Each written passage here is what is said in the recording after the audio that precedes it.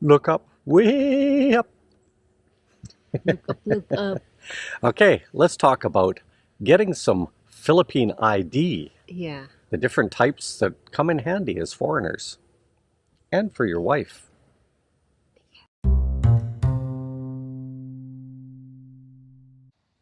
Hey guys, as you know, Lynn and I are all about paying it forward. Yeah.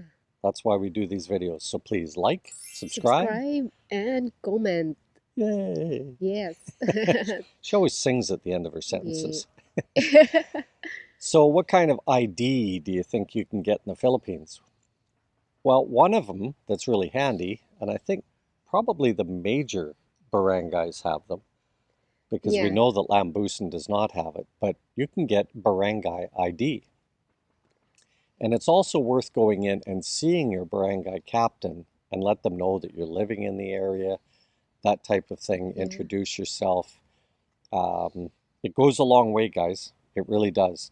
I mean, I've only met the captain twice, and he's seen me twice on the street, and he knows me now, so it's really, really handy Yeah, for it all sorts of helps. different reasons. Yeah, if you get into trouble, well, you have to get a barangay ID if you live there, like you rented a place and you live there for a couple of months, so that the They want you to get the ID. yeah, so Yeah, that the barangay officials knew that you are living in the community in yeah, that particular area. So in case something happens to you, they are there to protect you or they are there to help you out. yeah. They have helped John Yeah. a number of times, guys, Yeah. with noise issues and stuff like that. Or John's Right. been out on the road and they come by, hey, John, have you seen this?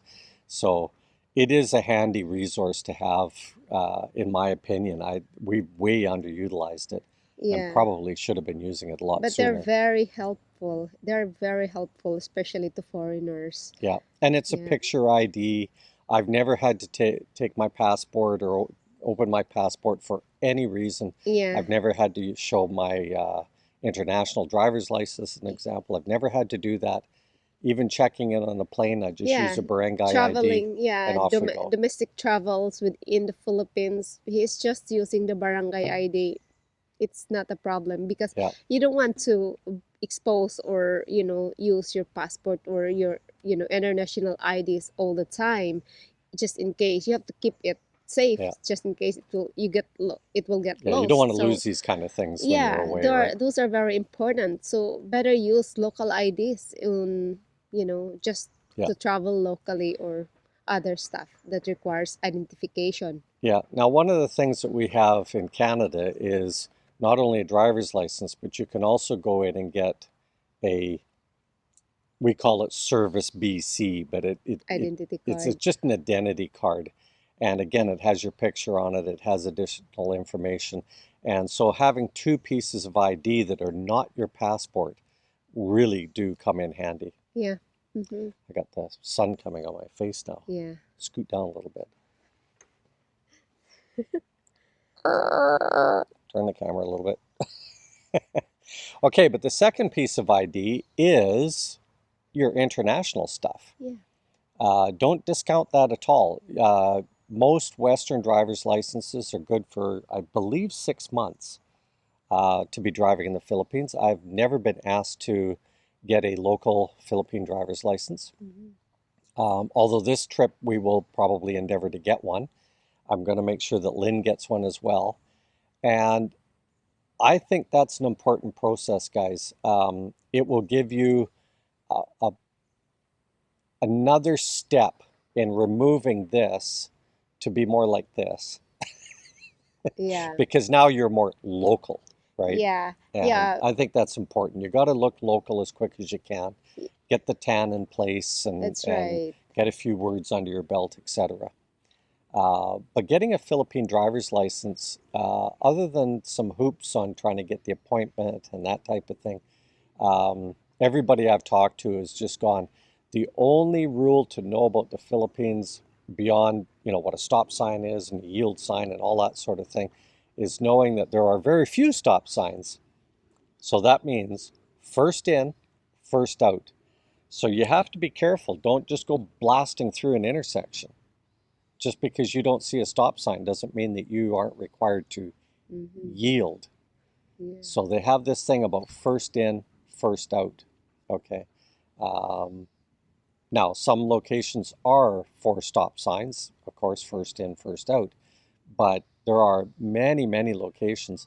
Now, fortunately, in Cebu, where we're at, northern Cebu, on those locations where they don't have the stop signs up, they have yellow hash marks in the road. The whole intersection has a big square box and an X through the middle of it. So a couple of times I've gone blasting through there and I've said to people, what are they? Finally, I got the answer. It's reminding you first in, first out. So a lot of the roads, sometimes it seems pretty obvious which one the through lane is, but don't count on that because motorcycles and trikes, Yeah, they'll scoot in. they don't care. I know. It's scary. As I Yeah. mentioned in the last video, a motorcycle turning right is, do I stop? Nah, the stop sign. It is just a suggestion, right? But Yeah. I would seriously suggest that. Now, if you're still doing immigration payments and stuff like that, then an ACR card is going to be required at That's some right. point. Yeah. And so you may not want to get the driver's license unless you plan on driving. Yeah. Again, I'm going to show this little video. I'll take us completely, or maybe put it in the center of the screen. Uh, Buddy from India sent us this. And if you'll notice the traffic, that's the Philippines, except at a much slower speed.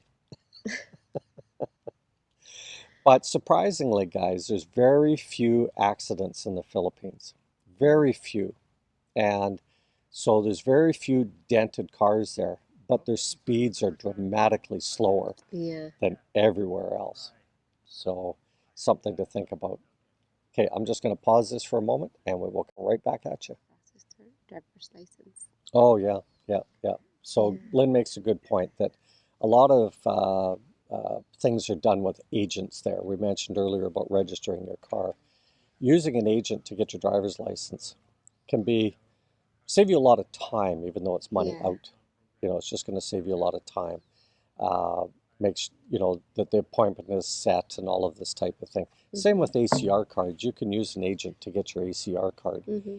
and I Oh, think it's or money renew the well visa. spent, or even renew the visa. Like, Although I still think you got to go in and do yeah, it. renewing the visa is pretty straightforward that you don't really need to spend extra money to pay for an Yeah, agent just to it process it's it. a lot of money in my It's opinion, just like writing and your name and when you arrive and and it another doesn't level of even take 20 minutes to yeah.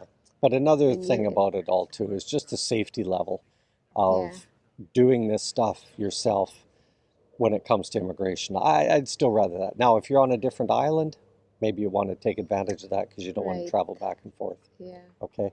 But be prepared with those agents that are doing immigration stuff. Sometimes that can take like 2 or 3 weeks because those agents, especially if they're on remote islands, they're saving up stuff and then taking over yeah, in bulk. yeah, Okay. But as far as the driver's license goes, use an agent to get the appointment. Use the agent will obviously verse you on what you need to do, and you know, again, just remember that first in, first out rule. And yeah, go down and get your driver's license. I would. yeah, yeah. Yeah. That's true. Okay. If you liked it, like it. Yeah, subscribe and comment, please. Thank you so much. Salamat.